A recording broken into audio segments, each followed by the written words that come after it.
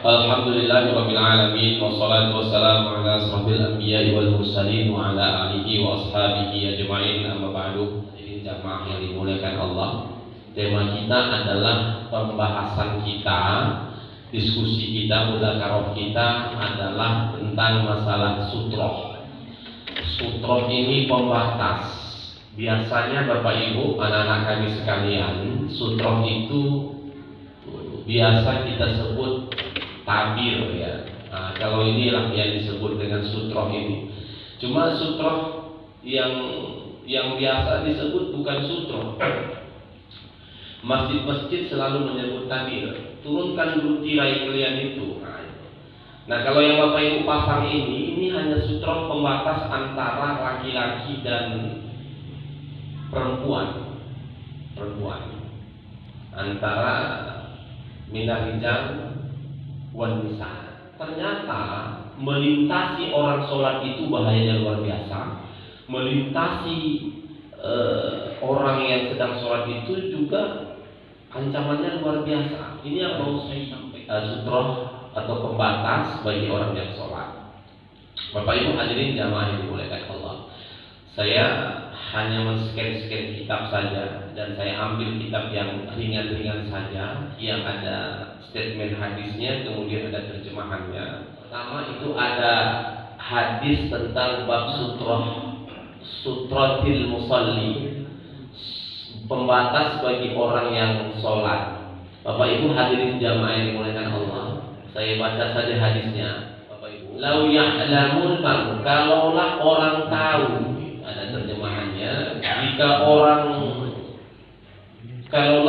jika orang yang melintas di hadapan orang yang sholat itu tahu akan menimpa dia, niscaya ia berdiri 40 hari, arba'ina 40 hari, yaqifah. Ini Bapak Ibu, lebih baik dia berdiri 40 hari, khairan lahu, lebih baik baginya berdiri kena setrap 40 hari ketimbang harus melewati orang yang sholat itu. Hadis di dalam redaksi lain ada mengatakan arba'ina kharifan, 40 tahun, bukan 40 hari, yang di atas 40 hari. Jadi Bapak Ibu, kalaulah kita tahu betapa dahsyatnya dosa melintasi orang sholat itu, maka pasti kita akan mengatakan lebih baiklah aku berdiri 40 hari setelah ketimbang harus menanggung dosa melintasi orang sholat itu. Nah ini bahkan ada yang mengatakan 40 tahun. Oleh karena itu Bapak Ibu, ini hati-hati kita. Kadang kita mau melintasi orang suka-suka aja, orang sholat kita lintasi. Nah ini yang selalu saya katakan, kadang itu ada gunanya sutroh itu, supaya kita sholat aman dan orang yang melintas itu tidak berdosa. Apa yang harus kita lakukan? Ambil sutroh, buatlah pembatas. Hadirin jamaah yang dimuliakan Allah, di bawahnya su'ilan Nabi sallallahu alaihi wasallam. Nabi pernah ditanya Nabi, kapan itu? Waktu pas Nabi fi ghazwati Tabuk, pada perang Tabuk. Nabi ditanya ketika tentang sutroh ini pada masalah perang Tabuk. Tentang apa? An sutratil musalli, tentang pembatas orang sholat. Faqala mislu muakhiratir rahli,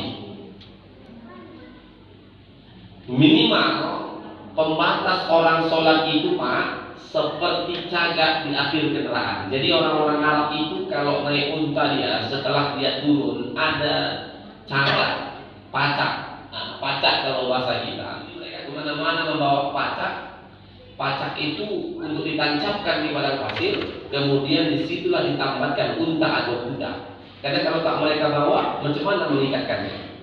Nah, setinggi itu pun sudah jadilah Bapak Ibu hadirin jamaah yang dimuliakan Allah.